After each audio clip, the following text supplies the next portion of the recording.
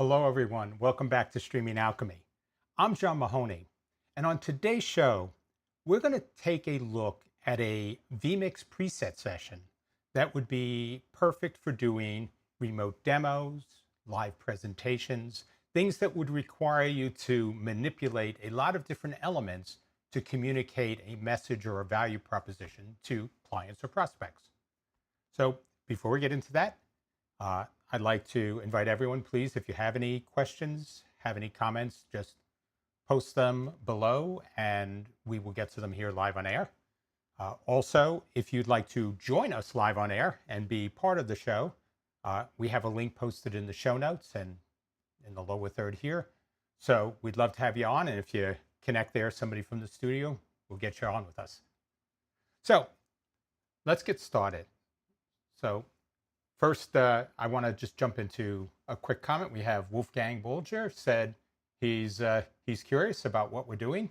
And we also have Samuel Nordvik coming from Norway. Samuel, thank you for joining us. So let's dive into this a little bit more detail. Several years ago, when the world sort of changed for us, a lot of people needed to go and start to do things remotely. And one of the key things that people ended up doing was figuring out ways to do remote presentations, to do demos, to do those types of things that you'd normally do a visit to somebody for or be at a venue for, but now you had to figure out a way to do it remotely. And there were a few things that became obvious. One of them is that you lose a lot when you're not physically present.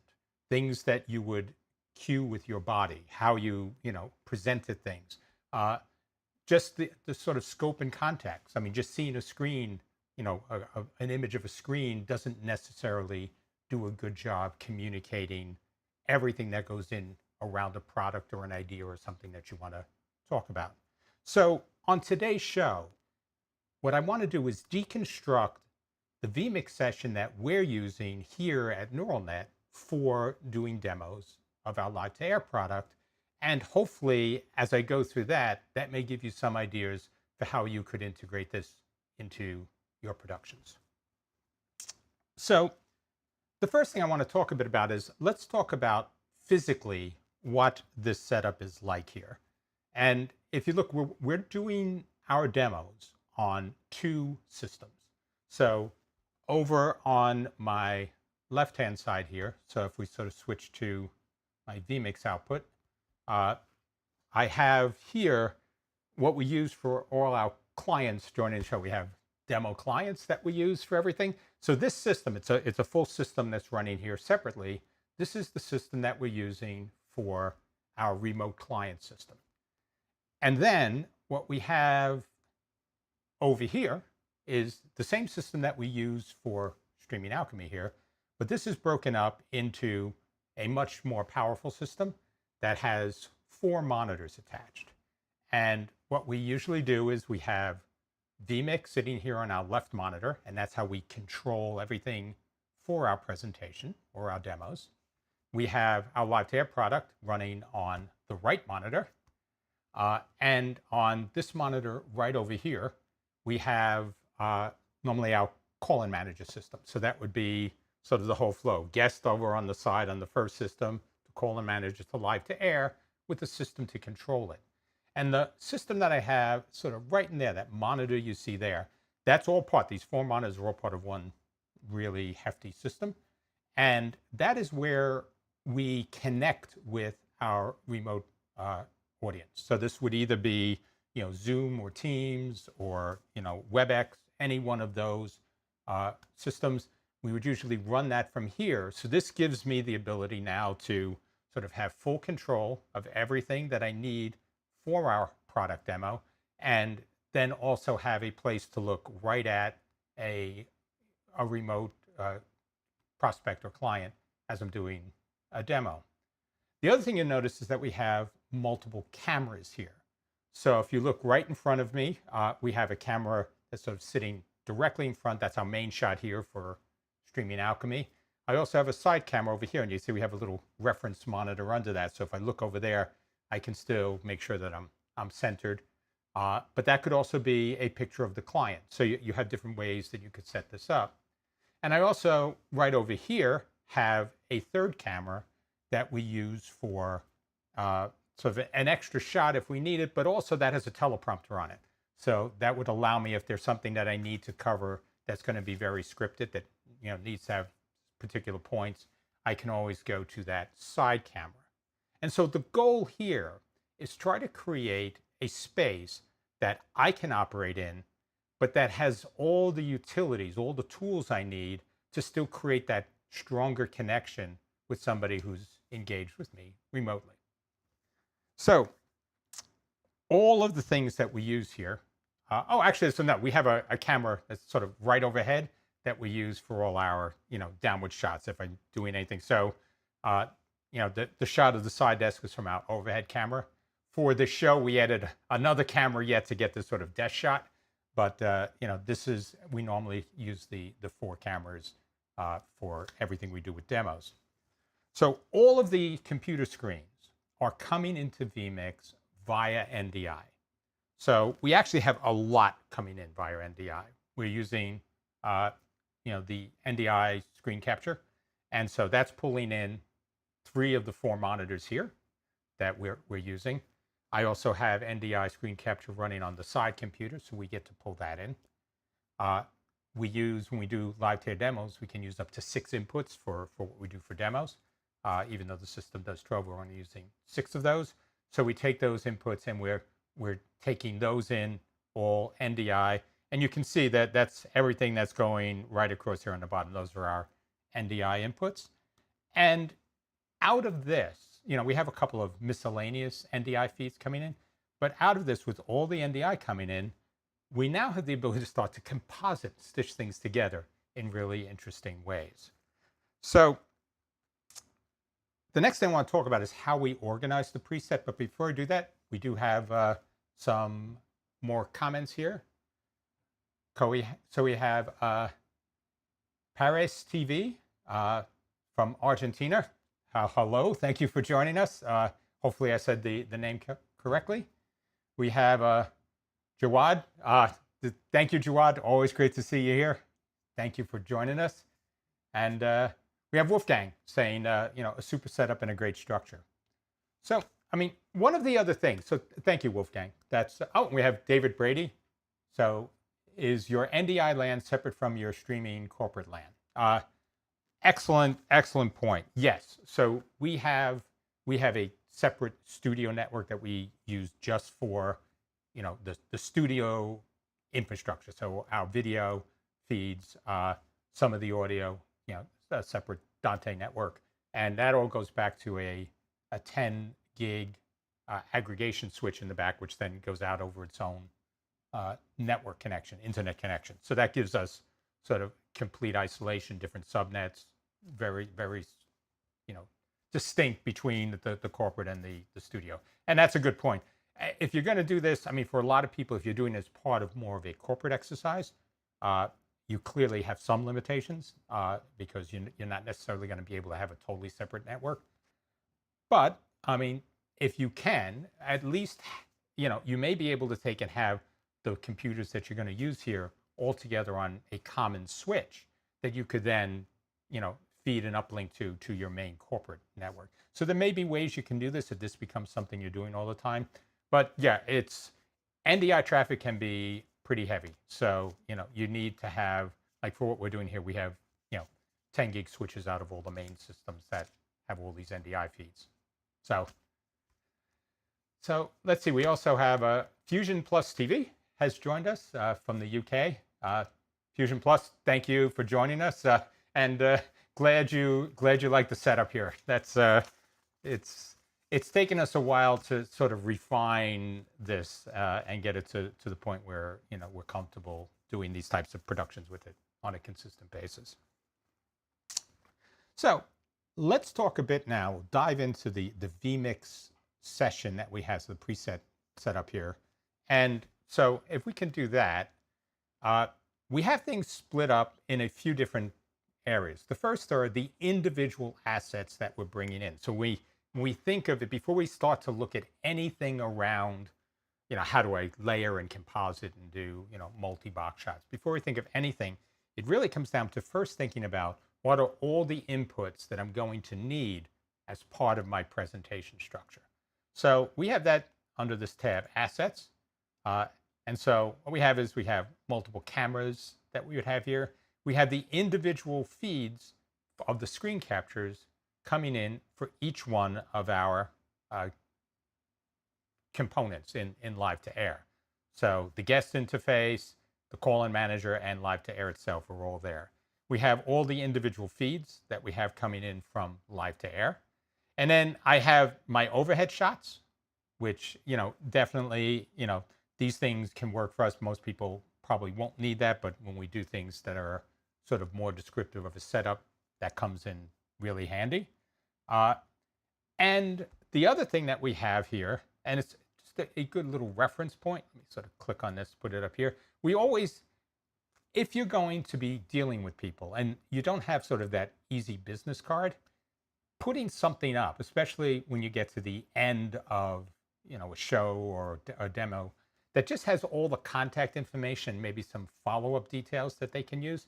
This is a good thing to sort of have as part of your mix of capabilities. But so these are really the individual assets that we're looking at here when we're, when we're moving across and doing a production. So the next piece to this then are key assets that we have that are composited, that are not necessarily part of the tools for the demo, but are features or other things that we want to call out. So in this case, we usually have a lot of questions about how we set up green rooms. And so here we have multiple inputs for green rooms. And our green room setup, is basically a very simple Vmix structure here. We have a background that we put, and then we do layers on top of this. So if you look here, we have one green room that it would be for crew. So LiveToAir can take multiple returns. So you could set up part of it for crew, part of it for guest. So we have one that would be for crew, and we have one over here that would be for guest. But if we just look at what we have in here, sort of deconstruct it, it really is just a series of layers sized up. So we are taking the background. We take the on-air feed, which is what, if you were in a green room and you want to see what was going on in the show before you got on there. We take in 6 LiveToAir feeds, and we take in the 2 cameras. So this is sort of uses all 10 layers, but this gives me a green room.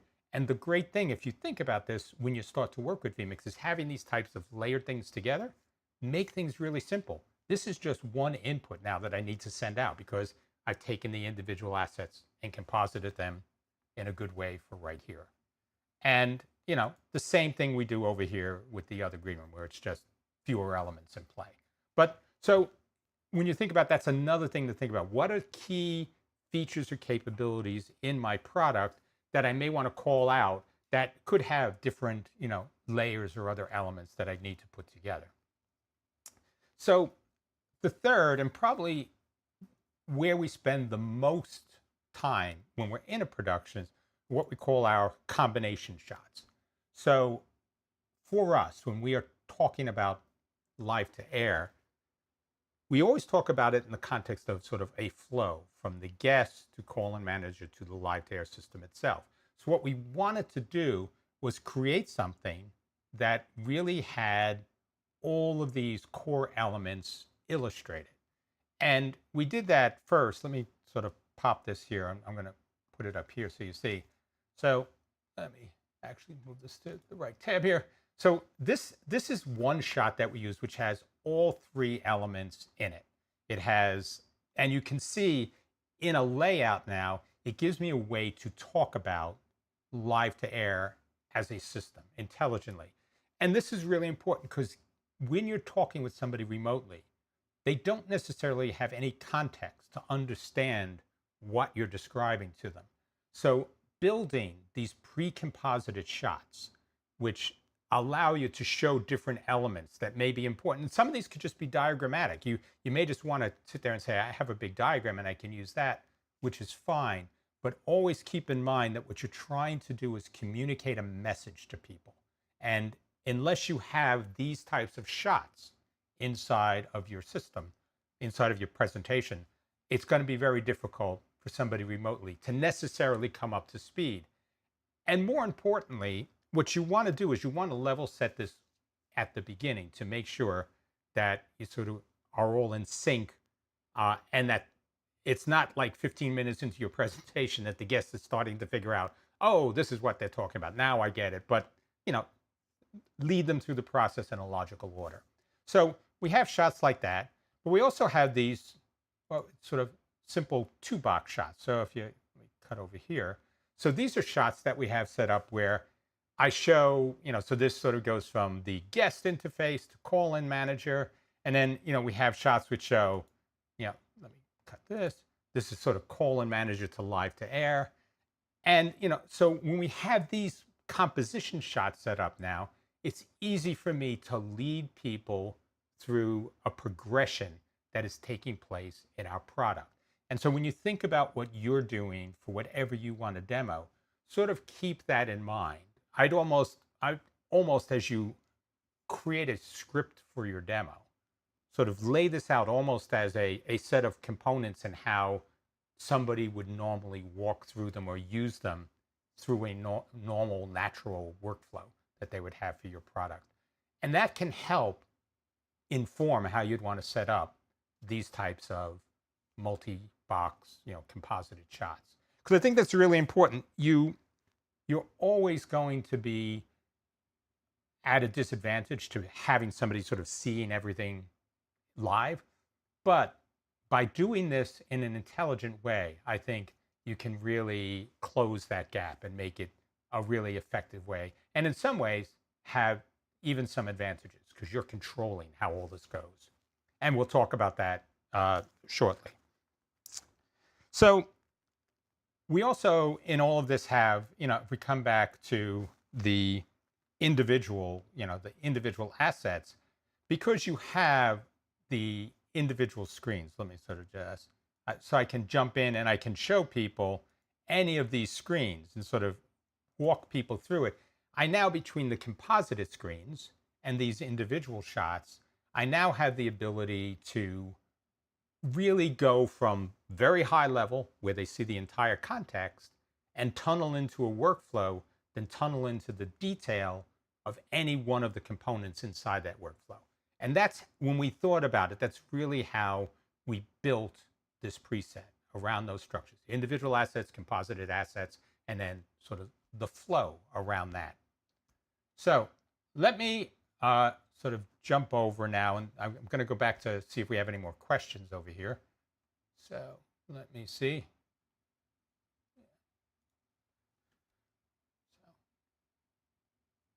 Okay, so no, so I think we're good. Nothing else there. So let me talk a little bit now about the actual running of the demo.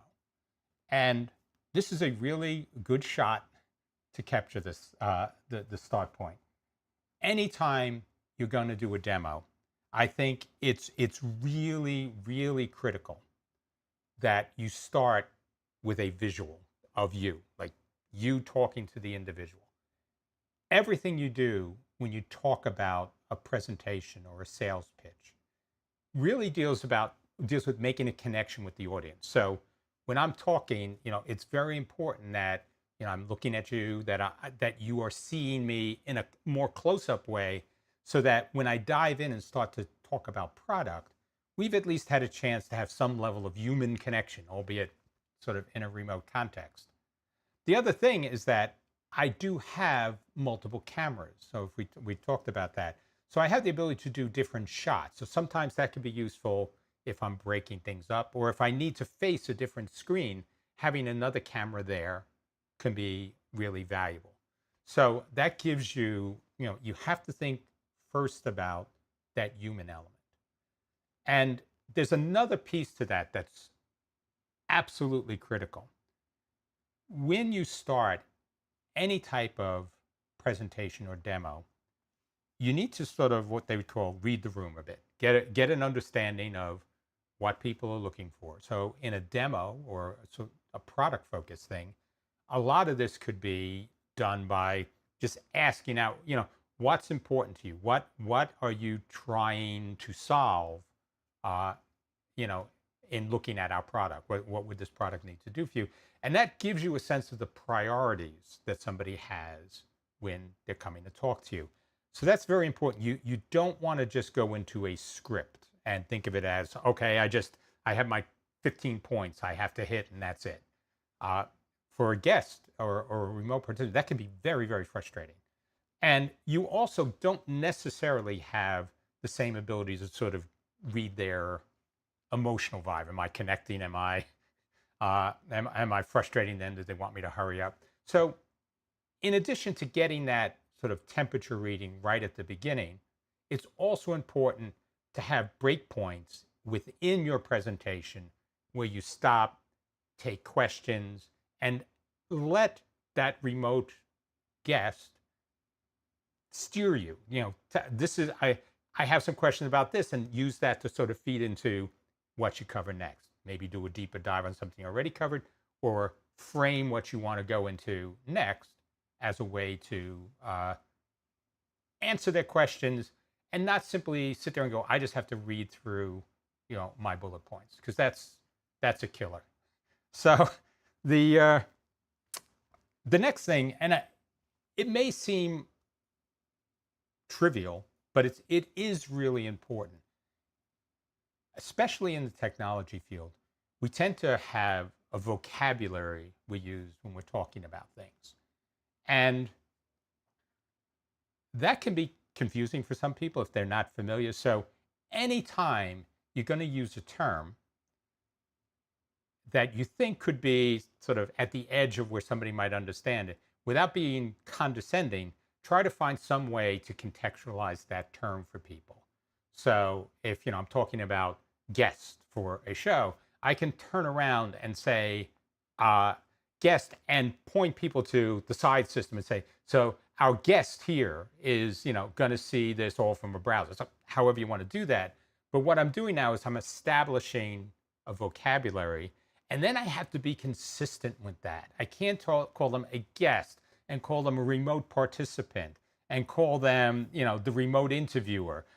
You can't. You have to use that vocabulary consistently. And that's going to make it much more effective when you're talking with people, because they begin to understand, the use of terms. And it means that when you show them something and describe it, they get it.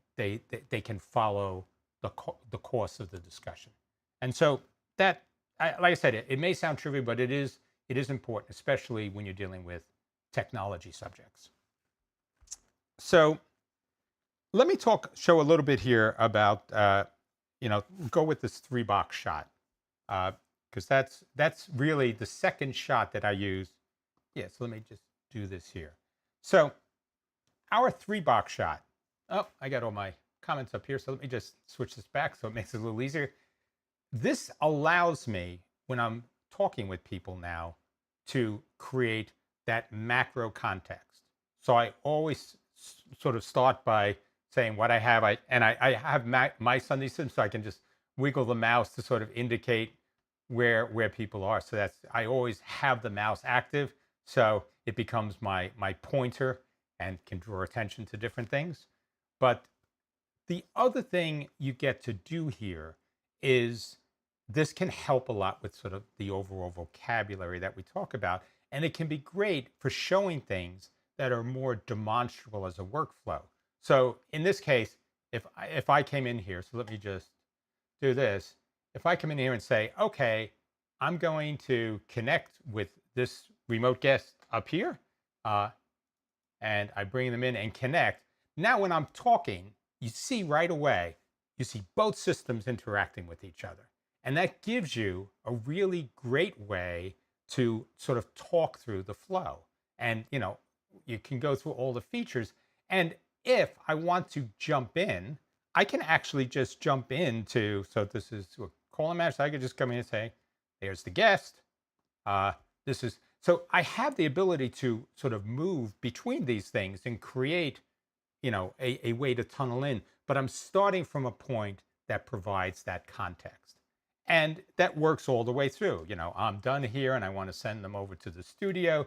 So now you can see they left here and they showed up down here in the studio. So you create that sense of structure as you talk somebody through what's going on. The other thing that we have for that is because our product works in more of a serial way where it goes from A to B, then from B to C, we set up these 2-box shots here. And so in this, we sort of cover each segment. So we cover the guest to call-in manager, then we cover call-in manager to LiveToAir. And the way we've done this is when I set this up, I have 2 shots that I set up for this. And so I can now go and say, when I'm talking more about the guest side, it's the guest, but then I am just using a merge to shift over to, now I'm in the call-in manager side.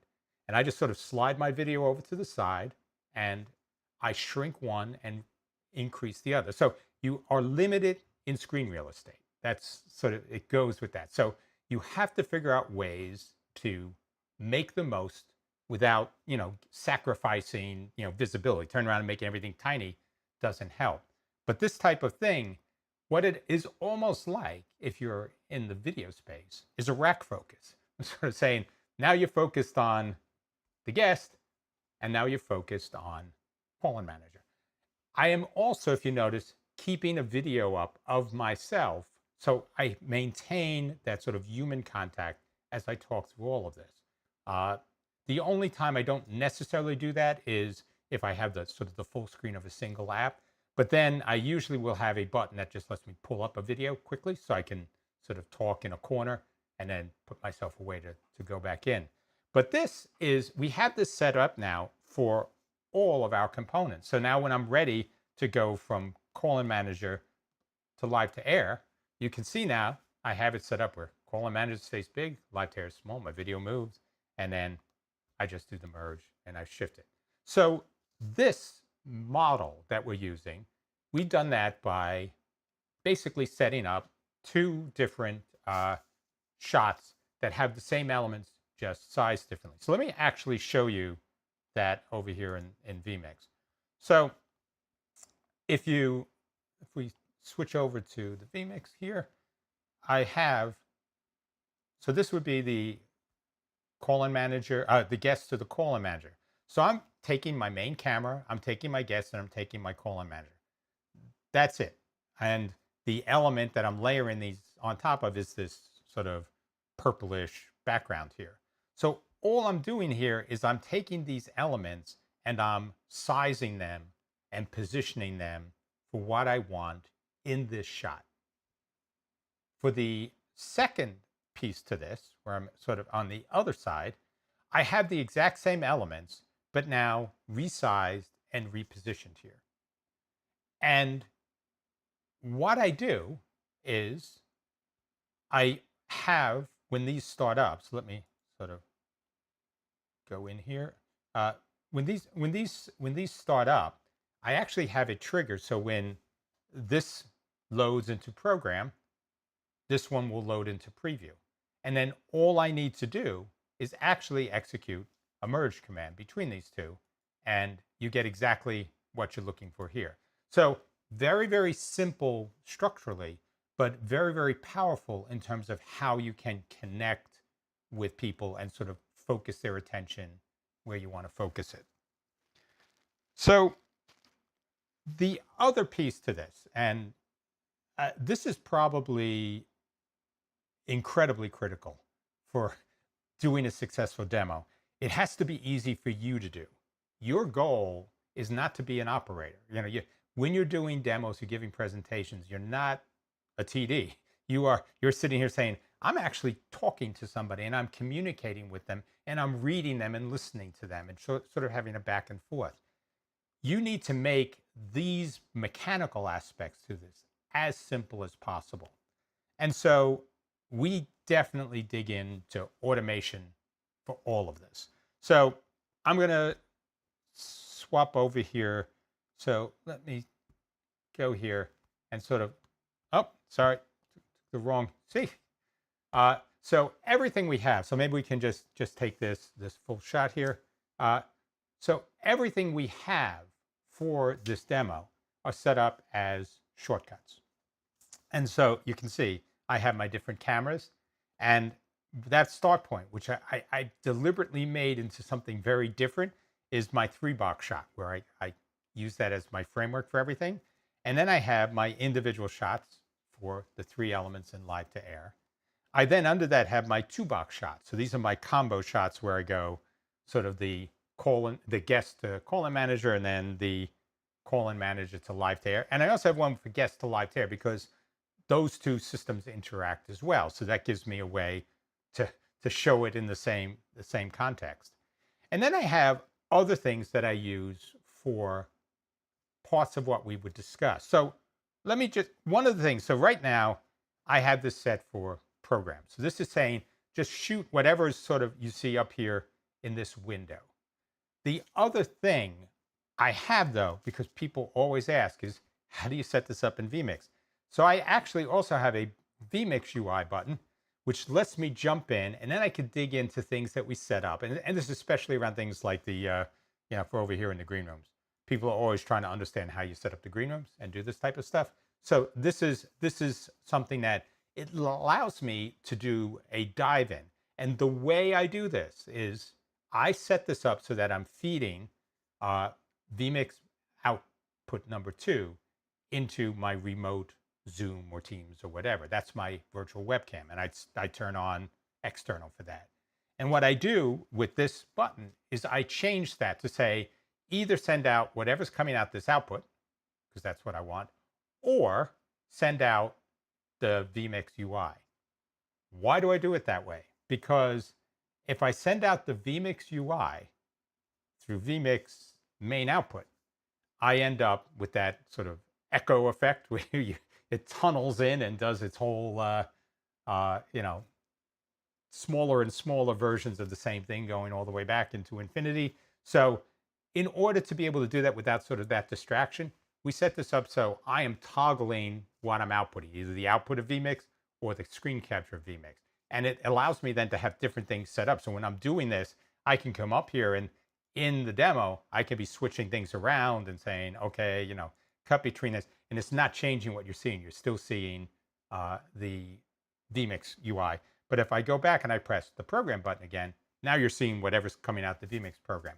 So that was something else that we did because we wanted to have that ability to do that sort of deep dive, even into behind the scenes, because a lot of people were interested in that. The way we have this all set up, though, let me sort of jump back to the Vmix UI here, is over here in settings. So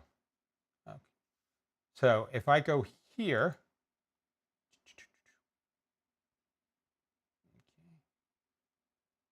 so in the shortcuts, all of these buttons are basically set up. So I have certain things that are coming in as just cuts.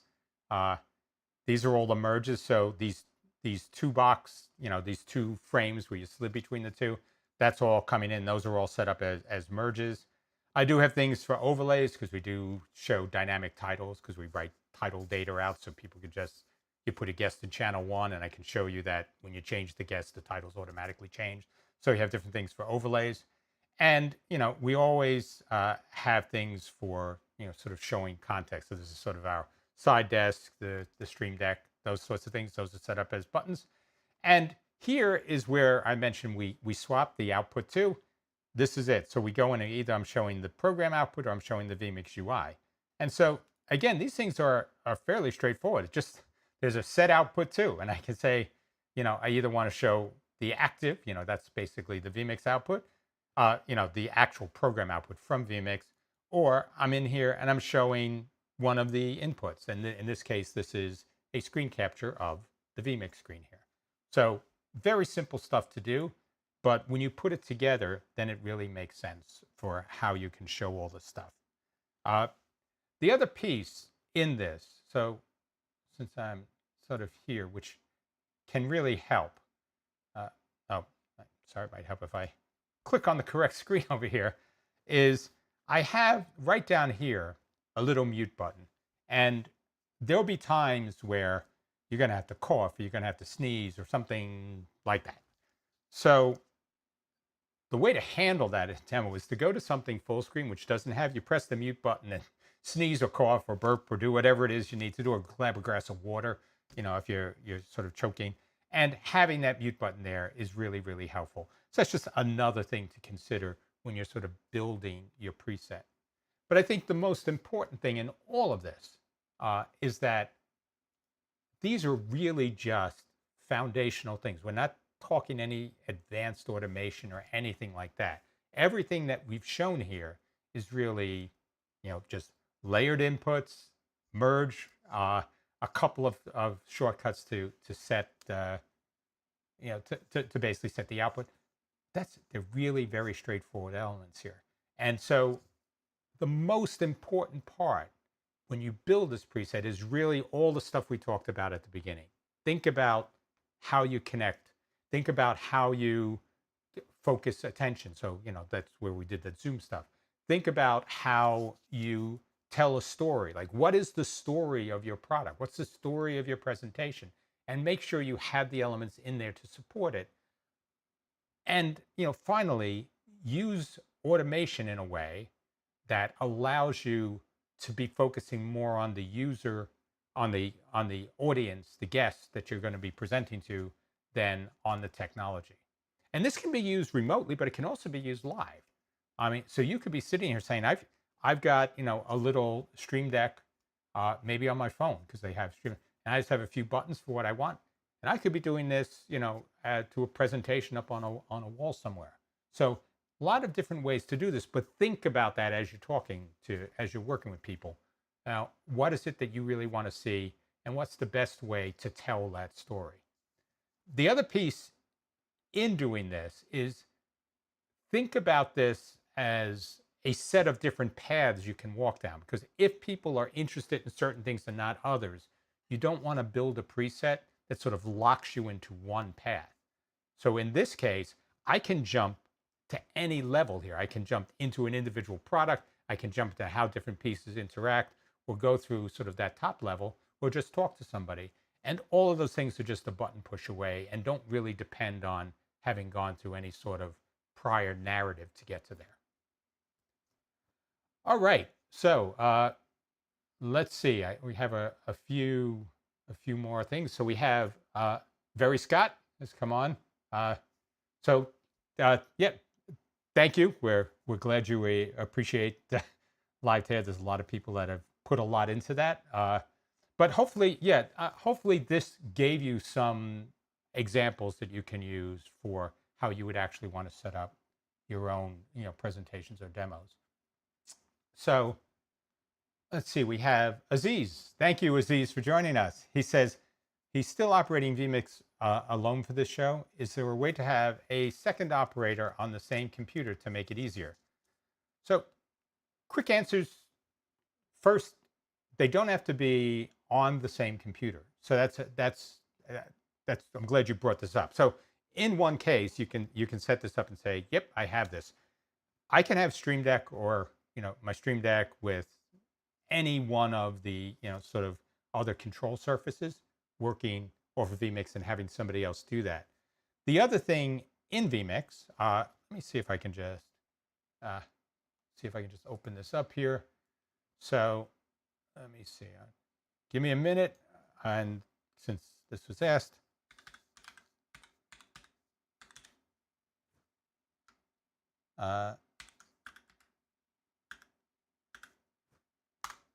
Yes, so if you switch over here, Vmix on the browser actually has a switcher that you can use remotely.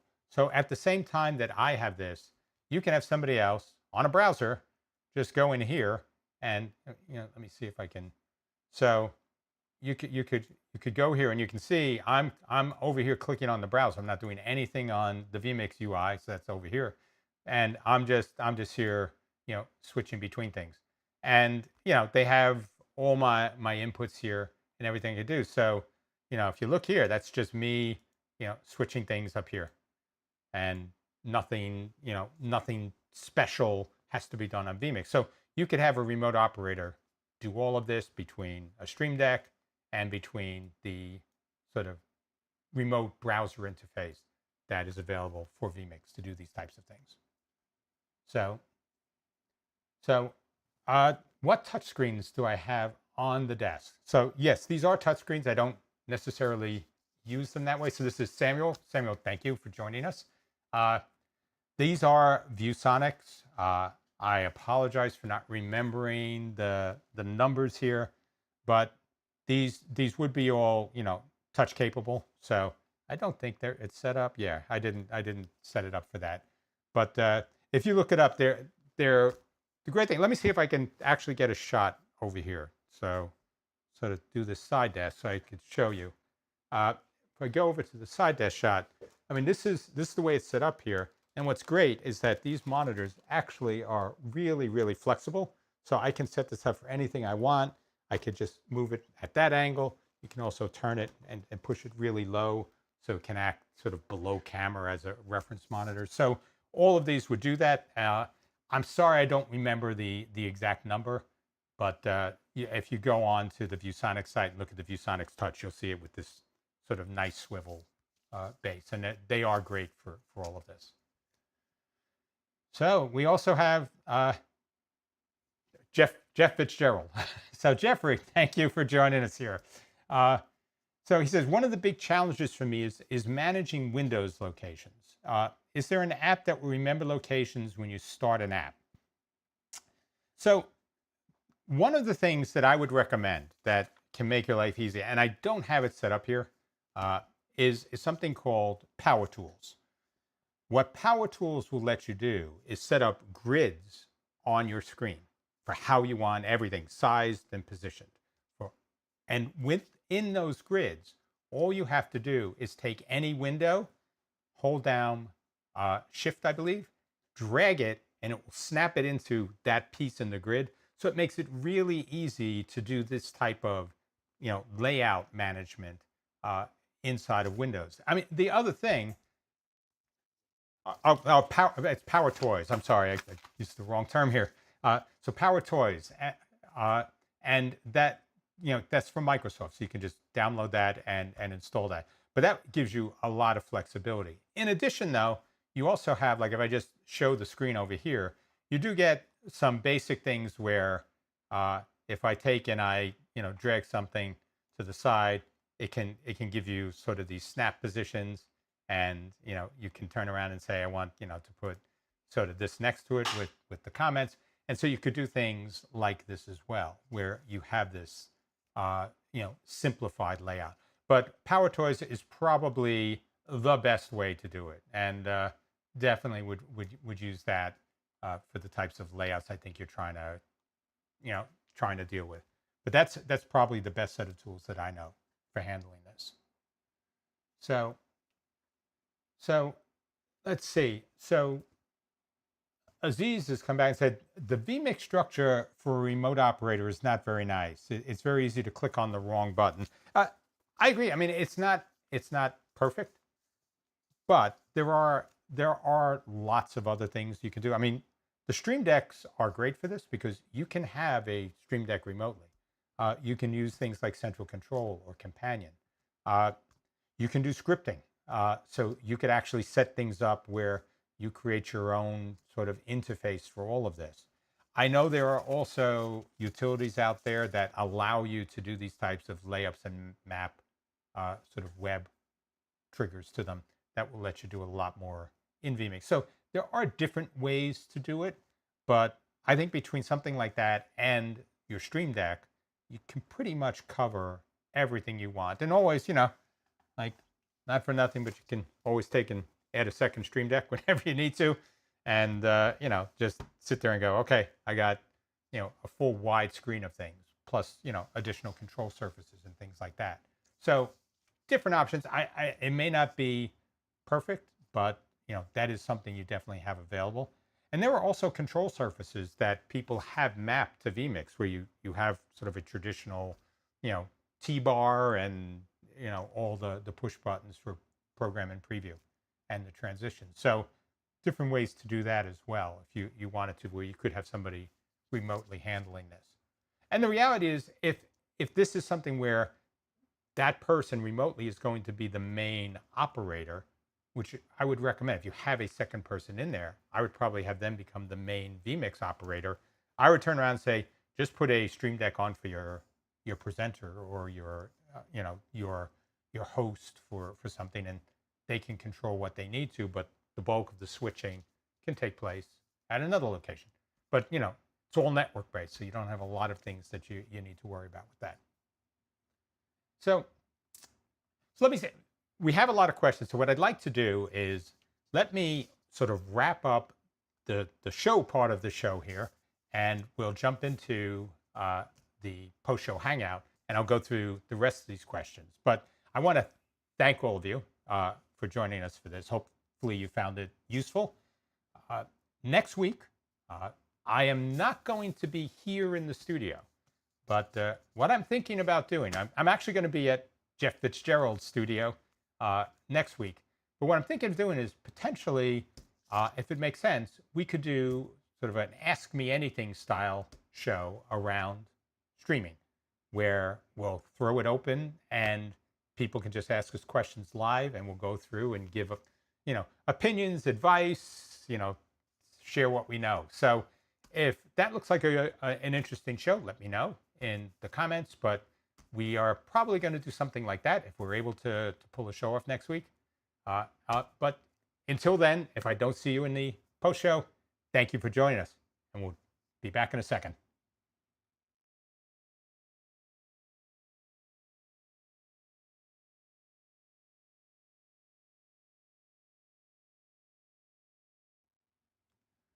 All right, everyone, welcome back. So we do have a few more questions, but before I get to that, I actually wanted to ask you a favor. So some of you probably saw a post we did on Facebook, but if not, we actually, with LiveToAir, we've been nominated by Streaming Media Magazine for a sort of a best remote presentation tool on premises, basically. So what I'd love is, if you haven't already, if you could actually vote for us, because it's a voting competition.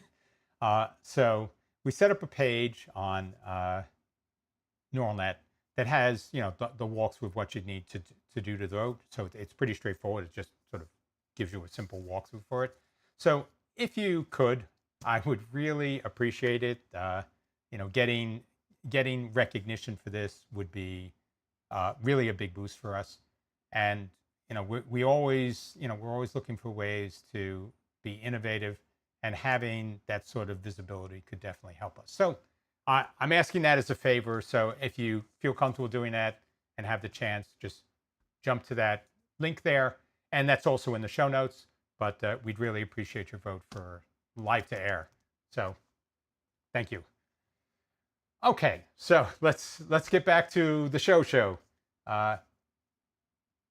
So let's see.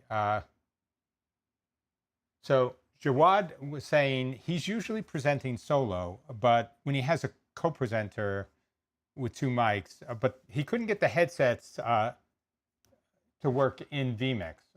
Okay, so I get what you're saying there. So this is interesting, because probably the best way to do this would be to use some sort of external device where you can have multiple outputs and use that to feed your headset, so each of you get a separate headset mix. So that would be one way to do that.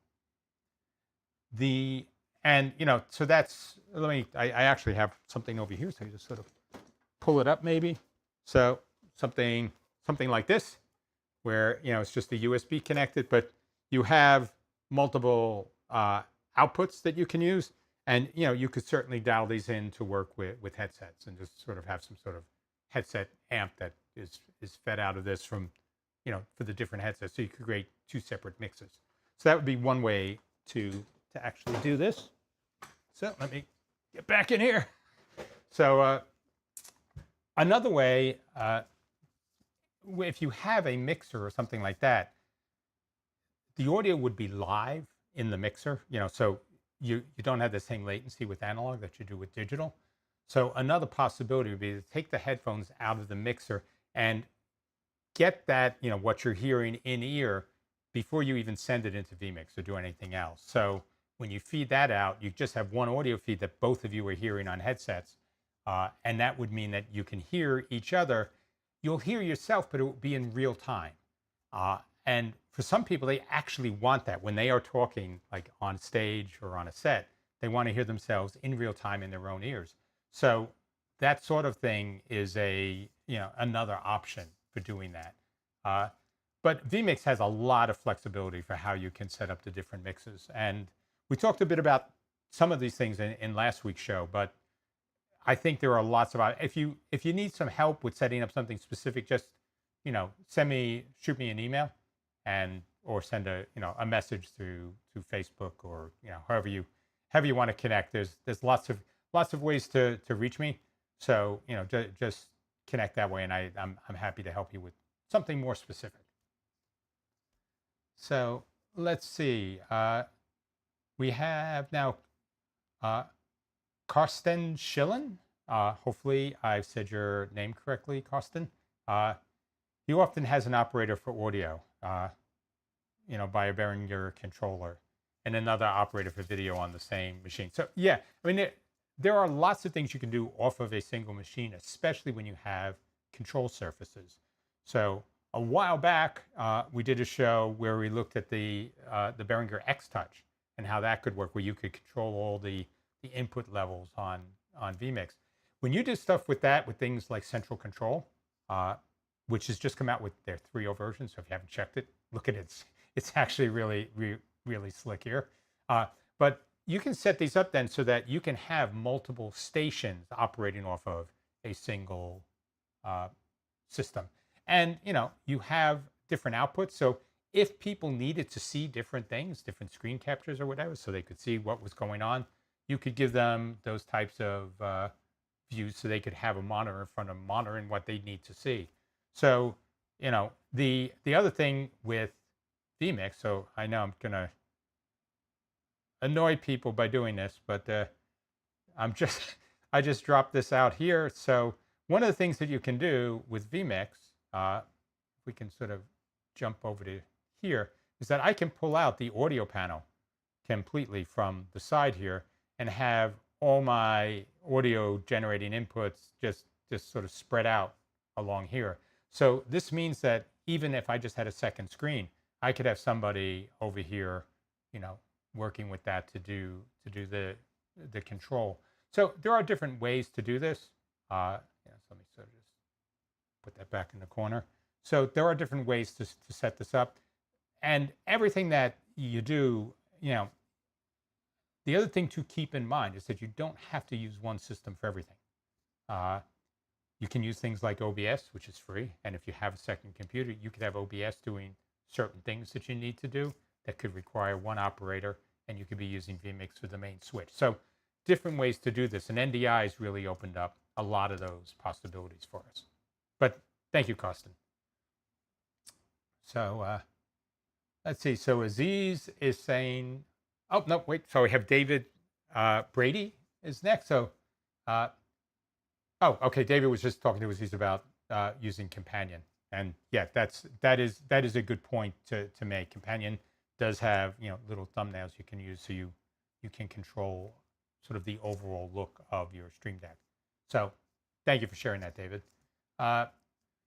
And Aziz is saying he's going to have to buy a second Stream Deck. So that's I think everybody that has one Stream Deck, very shortly you end up getting a second. It's just it's contagious. It's one of those. It's a great business idea that anytime you can get people to they buy one and they have to have a second, you hit something good there.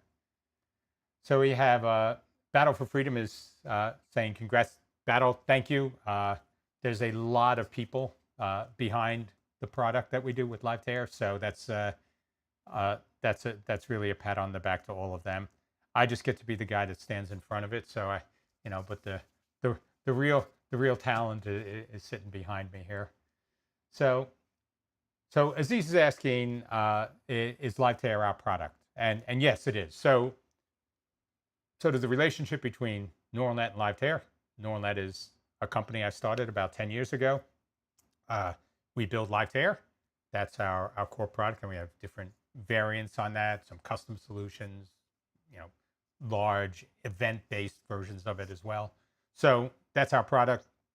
We do Streaming Alchemy for a variety of reasons. First, I think that as people understand more about the streaming space, that creates opportunities for us as a business, because people will want to expand what they do and will be looking for tools to let them do more complex and more involved productions. So that was one piece to this. But the other piece is that we really want to connect with people in the marketplace and understand, you know, what people struggle with, understand the types of things people are trying to do, and from that, hopefully do a better job in presenting our products, but also in how we grow them, because products are organic. They are always evolving with the marketplace. So, you know, hopefully we've been able to accomplish that. But I'll be honest, you know, after the first year of doing that, which really was much more marketing focused, to me now this has become all about the community. And this would be something I will do going forward, you know, irrespective of anything I do with the business. This is having this community that we've built here, and the ability to connect with all of you every week is incredible. And I feel very blessed for having that opportunity to do that. So it started out in one space and, you know, sort of has moved to another. But LiveToAir and Gnural Net are, you know, the company behind all of this. And that's, you know, the company that, you know, I have here with, you know, a very talented group of people around me. So thank you. So let's see. So Jawad has said he'll vote for Streaming Alchemy. Yeah, so it's so it'll be under Gnural Net. It won't be under Streaming Alchemy, but definitely appreciate any support we can get. So if you go to the link in the show notes, that will sort of walk you through where we're listed and, you know, what you need to do to vote. So let's see. So Aziz is saying that you'll have to use it first before voting. Well, Aziz, you know, we have a free trial. So if you go on to our gnuralnet.com, you know, just there's a free trial button on there. Just click and you can get to spend some time with it. 30 days, unencumbered, no watermarks or anything. So let's see. We have LiveToAir. LiveToAir saying can't have too many Stream Decks. So absolutely, yes. And he says, wow, only 2 here. Yeah, so we have 2 on this desk. There are a lot of Stream Decks around the office for other things that we do. So you definitely end up getting used to having that immediacy, that button touch, and that is great. So we have Jawad is saying, second, I have 4 in every position I stand on the set. So yeah, it's exactly that way when you're using Stream Decks. So Aziz is asking, how is the video quality using LiveToAir? What is the limit on the number of guests? So in LiveToAir, I mean, you're doing, you know, basically H.264 compression. So it is basically about a 5 megabit size, you know, per second, 5 megabit per second stream size for MPEG. So the quality can be very, very good. What you'll find is that in most cases, the determining quality factor is going to be the webcams people use. And if you actually hook up a quality camera and take that in as a webcam input, you know, like an NDI camera, and use that in, you know, something that you would use with, you know, like the NDI virtual camera tools, you can get something that's really great. So I mean, let me actually, I can show you this here. So since we have Vmix over here, so I'm going to go and I'm just going to connect. So let's sort of switch over here. So I'm going to let me go into LiveToAir here, and I'm going to connect this guest right here. So you can see that's the quality of this guest coming in. It's just coming in as a sort of a video playback. And if let me see if I can take this. I'll go on air with this. And now let me just put this here, and I'll feed this out of Vmix. So let's just go and put it up like full screen on the output of Vmix. So you can see, I mean, you can get, a really good quality through the technology. The limitation is going to be everything you have with the camera and the signal source coming in. So, okay, so we can switch back. But I just, figured I'd give you that sense that it's, the quality is not going to be limited by anything typically in the transmission or the encoding. It's going to be limited by the camera. But the other piece is, so we have 12 guests that can come into a single production. And because we have, the system set up in different ways, you could actually have 2 LiveToAir systems, and we have easy ways for you to sort of have the 2 systems share audio, so they can, the guest in system 1 can hear the guest on system 2 pretty easily. And, so that would give you an easy way to do 24 guests, which in the vast majority of cases is going to be as much as, most people would need for productions. But we have that. And, there are a lot of other things. You can actually use like part of your LiveToAir systems. Like you could take 4 channels and say, I want that for remote crew, because I'm going to have people coming in doing things remotely in the product. And so you could have that and have 8 channels that go for your guests. So different ways to break it up as well. But that's sort of the big general, here's how it all goes. But it is pretty flexible. And hopefully that gave you an idea of, the quality you can get through the system. So let's see, we have Kevin Michael Reed, caught the end of the show. Yeah, I understand what it is to, to be exceedingly busy. So I definitely appreciate you, making it in and for catching part of the show live. So a big hi to you as well. Thank you for taking the time. So Aziz is saying, looks great. How about the delay? So the delay that you have when you come in through sort of a WebRTC based connection is probably going to be in the neighborhood of 80 to 120 milliseconds. So, in your normal production, maybe 3 or 4 frames from, sort of the camera on the remote side to you have it here. So it's not bad. It would be noticeable if you like had audio coming in differently, so there's enough. I mean, a 100 millisecond delay would be noticeable if it's audio video out of sync. But in terms of interacting with somebody and having a conversation with them, it's totally comfortable. You don't feel like you're waiting before you talk and then letting them talk and they come back. So it doesn't feel like anything like that. So you do have about a 3 to 4 frame latency from their glass to on your screen, but that's certainly not something that would be a big challenge. And it really gives you sort of a more immediate thing than you get from something like SRT, which tends to, you're sort of in that next tier, like 150 to 250 milliseconds for an SRT signal. So hopefully that gives you a sense. All right, so I think we probably have everything covered here. If there are any other questions, I'm just going to do a wrap up, but if you have anything else, just get them into the comment section. So hopefully when you look at the show, you see it not just in the context of the preset that we built here directly, but also more in the thought process that went behind what we were trying to capture in the preset. And even though that's something that we talk about in this show in the context of demos or presentations, I think that's important in any type of production that you're planning. it really is about, the arc of communication.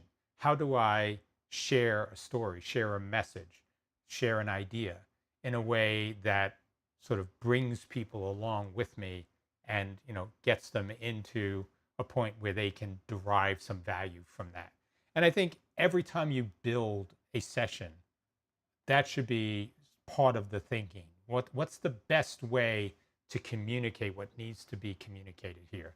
So some of that is visual, some of that is flow, some of that is knowing when to have eye contact. When do I bring the presenter on and when do I just show a slide? Those types of things. So that there should be a thought behind that element, as well as the technical elements that go into executing on all of those, switches and setups that you do inside, your production ecosystem. So let's see. So we do have a few. So Aziz is saying he'll try next week, and appreciate the answers here. So love to see what your experience is, and he also is thanking everybody involved. So there are a lot of people behind this show as well. So definitely grateful to all of you for joining in. So Very Scott is asking, is LiveToAir capable of 1080p 60 via mobile? So in iOS, there are limitations. So I would have to look to see, because Apple is constantly changing things. So I haven't looked with sort of the iOS 16 to see. But what I find though, and this is, again, it's less about the actual numbers of pixels and more the quality of the pixels. And what I found is that the heuristics inside of most modern phones deliver incredibly good pictures. And leveraging that, I mean, the fact that something, I have seen really crappy 1080p video coming from people remotely. And I've seen some really great 720p video. So that's something definitely to consider. In terms of the technical options, I know the Larix broadcaster with SRT, that's good, but I believe it's still just one direction. So you don't have that two-way interaction with people if you use that. But again, it really, I think, when people connect via mobile, even if they are coming in at 720p, the quality of what you're getting in will be, I'll say, surprisingly good, considering it's coming from a mobile. And I think it would blend in very well with any sort of, production with multiple guests, even if a lot more of it is in 1080. So that's just an aesthetic opinion, not a technical opinion. But I'll take a look though to see if what is coming in with iOS 16 now supports 1080 60. So okay, I think this will be a wrap for this week. So as I said, we will not be in the studio next week, but we will be down at Jeff Fitzgerald's studio down in Virginia. So if we can, we'll try to do an open Q&A session where you can ask us anything about streaming, production, whatever you'd like, and we'll handle it more freestyle there. But so if you can join us and we can do that, we'd love to have you for part of that. If not, we'll see you on the next show. And thank you so much for being a part of this. And remember, vote for LiveToAir on Gnural Net on streaming media. Really appreciate the support. Thank you, guys. Bye.